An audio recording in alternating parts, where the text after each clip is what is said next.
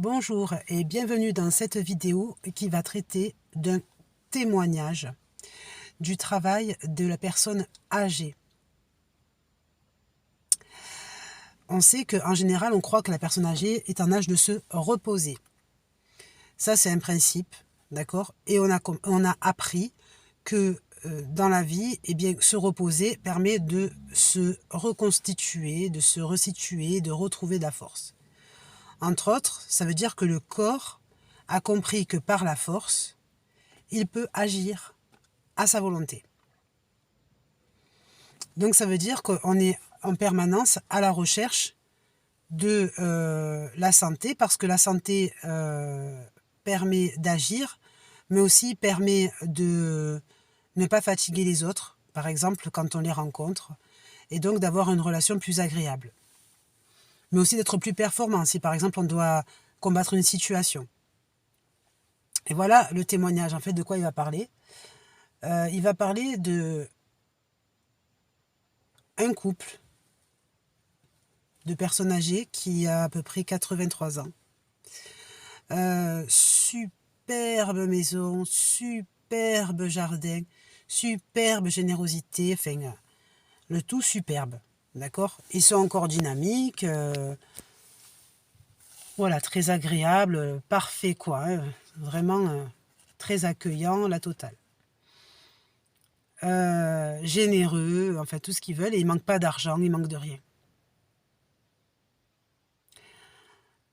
Mais de temps en temps, quand la fatigue les rattrape, eh bien la fatigue ne les freine pas à l'activité. Ils sont capables d'être complètement KO et de travailler, de faire des choses, mais que personne ne les oblige à le faire. D'accord? C'est-à-dire que par exemple, la femme, elle va faire sa cuisine dans son état délabré. Lui, il va faire son jardin dans son état, voilà, où il marche. On se demande s'il va réussir à marcher. Et finalement, on le retrouve en haut de l'échelle en train de couper les branches d'arbres. On peut se dire, mais il se met en danger. C'est pas possible d'être fatigué, de monter en haut des arbres et tout. S'il perd l'équilibre, si d'un coup... Donc il faudrait qu'ils arrêtent. Il faudrait qu'ils se stabilisent, qu'ils se mettent en protection, etc. Ben non, eux, ils font pas ça. Du tout. Alors je me suis dit, putain, mais comment ils font? Comment ils font? Parce que... Et je pioche dans ma vie, je regarde, je me dis, c'est vrai que j'ai connu d'autres personnes qui font comme ça. Moi, par exemple, j'ai une mère qui m'a élevée, parce que c'était pas ma mère biologique, mais c'était ma mère qui m'a élevée, une famille d'accueil, qui était comme ça. C'est-à-dire que fatiguée, même par exemple en cas de grippe ou de je sais pas quoi, elle était toujours là, présente. Je disais, mais va te reposer un petit peu, tu te reposes jamais, toi et tout. Elle disait, non, non, je sais ce que je fais, t'inquiète pas. En fait, non, elle savait pas ce qu'elle faisait, juste qu'elle savait qu'elle n'allait pas se laisser aller, quoi. Et elle faisait son truc et tout, le travail et tout ça. Et puis je réfléchis à ma mère personnelle, ma mère biologique, pareil, pareil. C'est-à-dire que quand elle était fatiguée, bon, elle a vu vraiment des choses, voilà. Elle était toujours au travail. Elle s'est jamais reposée sur, par exemple, l'adulte handicapé parce qu'elle avait eu un accident et malheureusement, elle a eu une jambe en moins et tout ça. Alors, ce que je dis, c'est des choses importantes, normalement, qui sont de l'ordre très privé, mais que je raconte pour parler de l'intensité de cette vidéo, parce que c'est important de comprendre comment c'est possible qu'il y ait des gens que dès qu'ils sont un petit peu fatigués, ben, ils vont chercher le refuge dans le repos, en attendant que le dynamisme leur redonne la force de vie. Et comment ça se fait que dès qu'il y a des personnes, même en souffrance ou même fatiguées, exténuées, etc., ils ne changent pas leur rythme. D'où vient cette force? D'accord? C'est ça que je me dis. La force, là par exemple dans le cas de ce couple, elle n'est pas financière. Puisque ils ne sont pas payés de faire ce qu'ils font. D'accord? C'est juste pour eux. Quand je me dis des personnes qui gèrent leur maison, leur vie, leur quotidien, avec les obligations, les tensions, les ci, les là, et qui ont une force de combat, ça veut dire quoi? Je me pose la question. Je me dis, mais qu'est-ce qu'ils sont en train de créer dans cet état qui n'a rien d'agréable? D'accord? C'est-à-dire qu'il n'y a pas de confort, il n'y a pas de bonheur à faire l'activité, d'accord? C'est pas Blanche-Neige avec les oiseaux qui sont appelés dans le chalet pour aller nettoyer la maison. C'est... D'accord? C'est-à-dire que c'est vraiment... C'est pas tout le temps, heureusement, mais c'est des...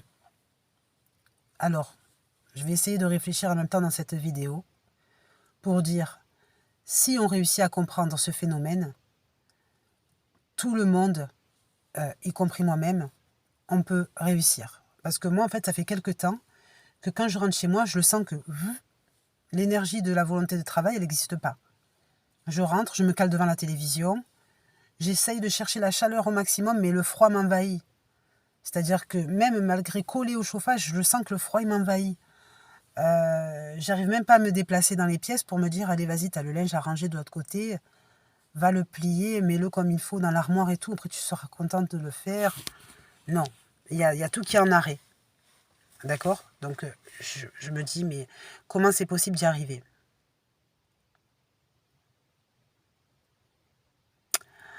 Euh,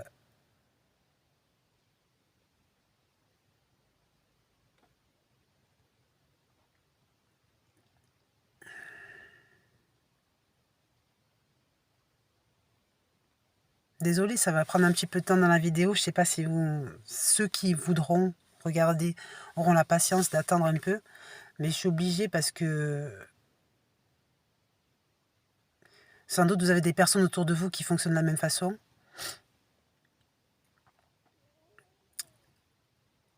Qui peut-être sont dans le secret. C'est-à-dire qu'ils ne montrent pas aux autres quand ils vont bien ou pas bien, mais ils font, c'est tout. Donc ça veut dire qu'ils ne sont que le verbe faire. Je pense, j'invente, je sais pas, je dis n'importe quoi, mais être et faire, est-ce que c'est parce que je suis que je fais, ou est-ce que c'est parce que je suis faire que je fais? Donc ça voudrait dire que pendant le temps de l'état de faire, on va essayer de se référer au métal, d'accord? Et on va essayer de se référer à l'esprit de fabrication.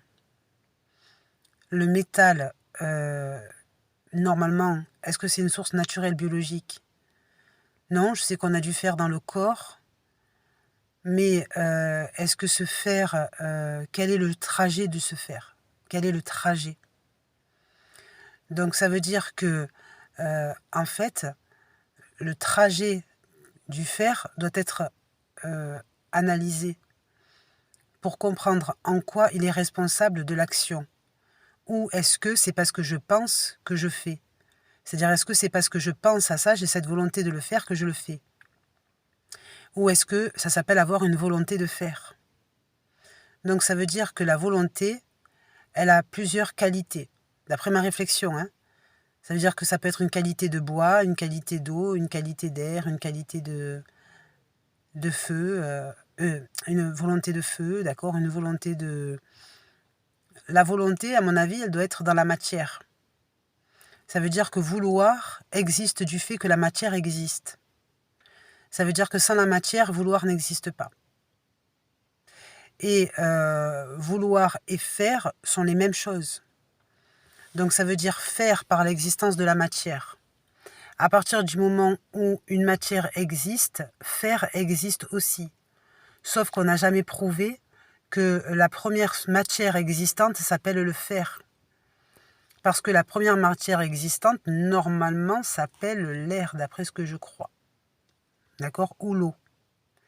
Mais pas le fer. Donc ça veut dire que si on veut réorienter le trajet du fer, comment est-ce possible que le fer, le métal, puisse être une source à trouver, à rechercher? c'est pas l'or, d'accord? C'est pas... C'est une histoire de se secouer, une histoire de se trouver, une histoire de se rechercher. L'énergie du faire et être le faire. Si par exemple, pendant que vous êtes fatigué et donc pas motivé de le faire, vous n'êtes pas du tout l'énergie du faire, ou le faire ne vous reconnaît pas, qu'est-ce que ça veut dire? Donc je pense qu'on ne s'est pas assez penché sur l'énergie du faire. Parce que cette énergie, elle est utilisée par beaucoup de personnes, que ce soit dans le dynamisme ou dans ce qui n'existe pas. La recherche principale consiste à comprendre en quoi le faire est-il la base de toute situation. C'est-à-dire, est-ce que le faire, quand est-ce qu'il est apparu, comment il est apparu, pourquoi il est essentiel. Si par exemple faire n'est que savoir penser, d'accord, ça veut dire qu'en fait on a des personnes qui savent faire à leur manière. Donc ça veut dire que pour réussir à utiliser la matière faire, on ne doit pas rendre l'action commune, mais unique. D'accord? Ça veut dire que par exemple, faire à ma façon. D'accord? Si par exemple je dis je suis fatiguée mais je fais à ma façon, alors que pour moi ma façon c'est la meilleure, que ce que je puisse faire, sinon je préfère pas le faire. Il faut accepter que faire à plusieurs degrés et que faire mal existe aussi. D'accord? Donc on a le droit de faire mal, pas de faire souffrir, mais faire à plusieurs degrés. Comme par exemple l'épée, d'accord? Ou la monnaie. Rien à voir. Pourtant, si on fond c'est ce métal, on peut tout à fait le métamorphoser en n'importe quel métal. D'accord? Donc ça veut dire que quand on essaye d'utiliser faire dans tous ces niveaux, on doit l'accepter tel qu'il est. C'est, on va dire, faire parfait n'est pas le seul faire. Mais faire de différentes façons existe aussi. Et donc, il faut s'accepter, par exemple, de dire, bon ben aujourd'hui, je représente lequel de faire. Si je représente le parfait, je suis très heureuse, tant mieux. Mais si je représente celui qui est loin d'être parfait, est-ce que je l'accepte? Et je crois que c'est la seule différence qui permet de continuer de faire, justement.